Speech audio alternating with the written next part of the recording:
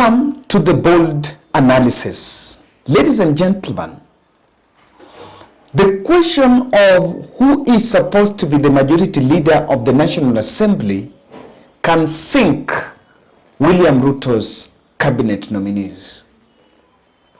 And I want to tell you what is at stake, because today I followed the proceedings in the parliament when Azimio MPs led by Junet Mohammed and Sabina Chege were squaring it out with William Ruto's MPs under UD and Kenya Kwanza on who is supposed to be the majority leader.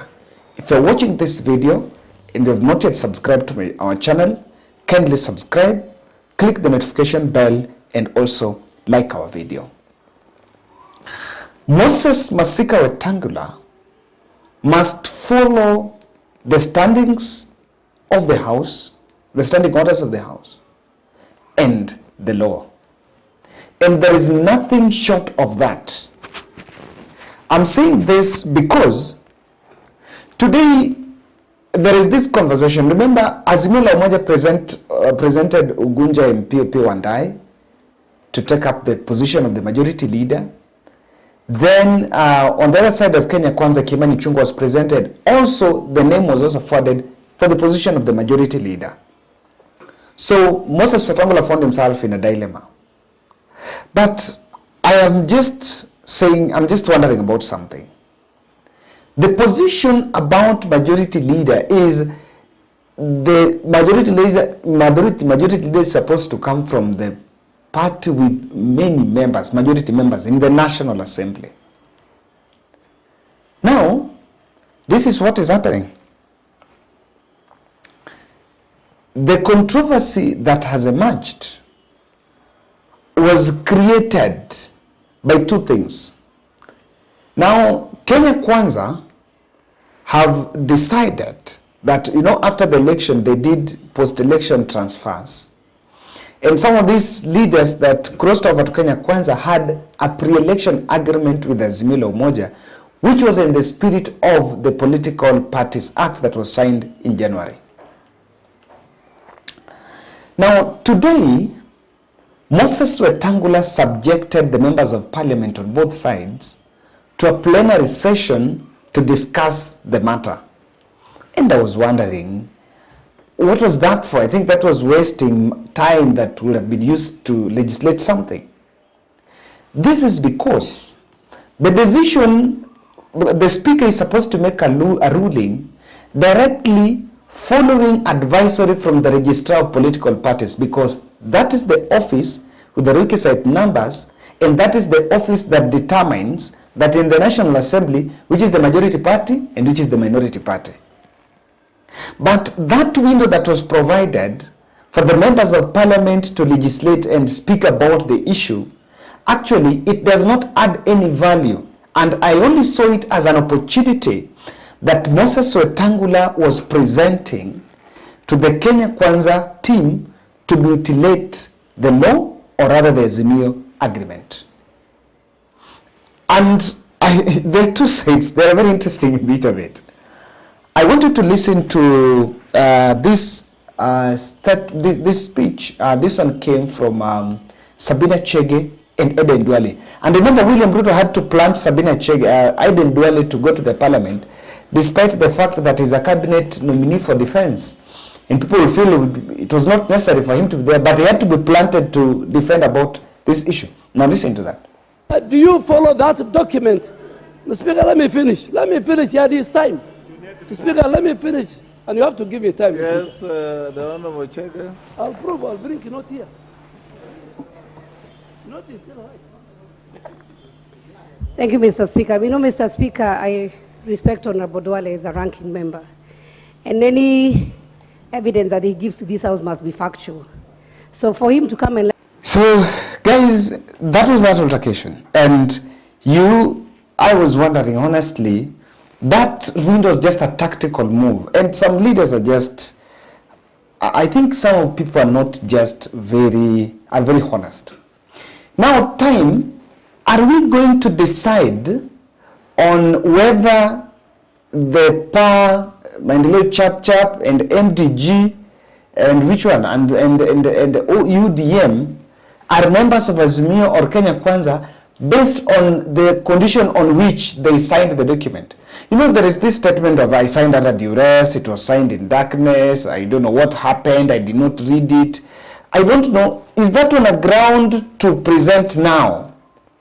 And what is the role of Wetangula, or rather that statement, even if you give those excuses to Wetangula, are those ones the basis of Moses Wetangula to determine whether someone was a member of Azimio, whether he signed or not? I was looking at it and I was like, that was absolutely unnecessary. And Moses Wetangula must then find, because William Ruto have posed and the Kenya Kwanza team have posed as the people that obey the rule of law. And of course in this country we have that rule of law. So their first test of following the rule of law is on this issue, the rule on the majority rule. So if you listen to leaders like David Ochieng is now saying that he signed that document under duress.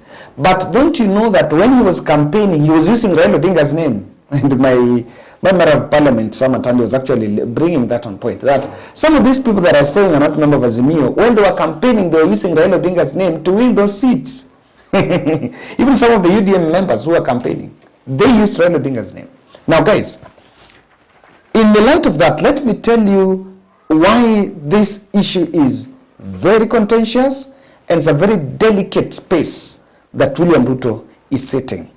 Remember, if the speaker rules that Azimio the majority, then there are cabinet committees, and in fact, the majority leader is the leader of the business committee, and this is the person that drives the agenda of the government in the National Assembly. So that means if that person is Opio and I, and literally is in opposition, that is the majority, then we are going to find ourselves in the kind of situation that William Ruto was saying, that we don't know who is in opposition, who is in government. But then that is the cost of our democracy, because our democracy is growing.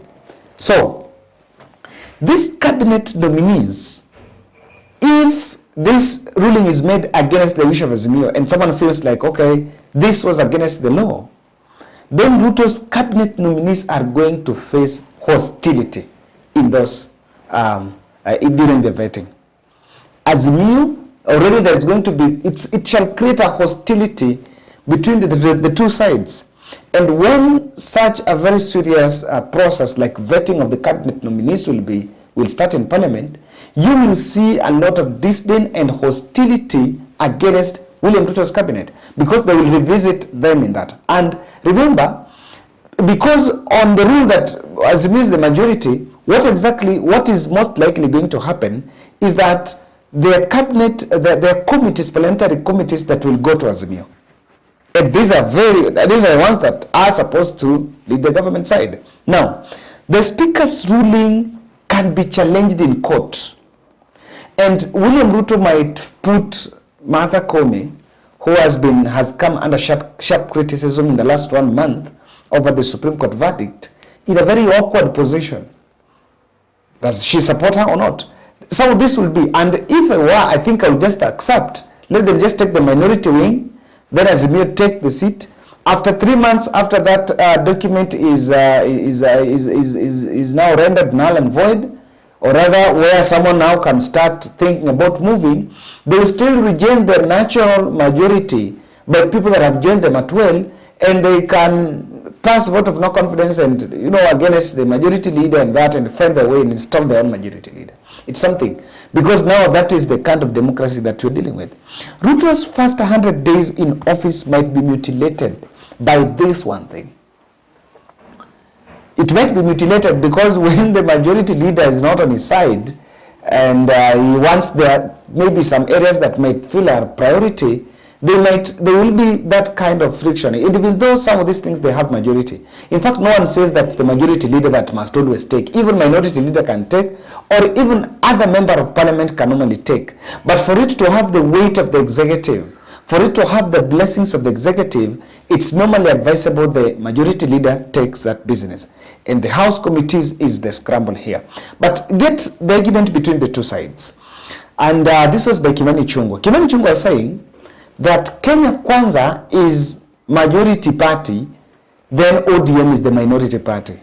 And according to them, remember Azimio la Umoja was a coalition political party. And Raila Odinga and Martha Karua ran through it, used to that ticket. And the other side, there was coalition of parties.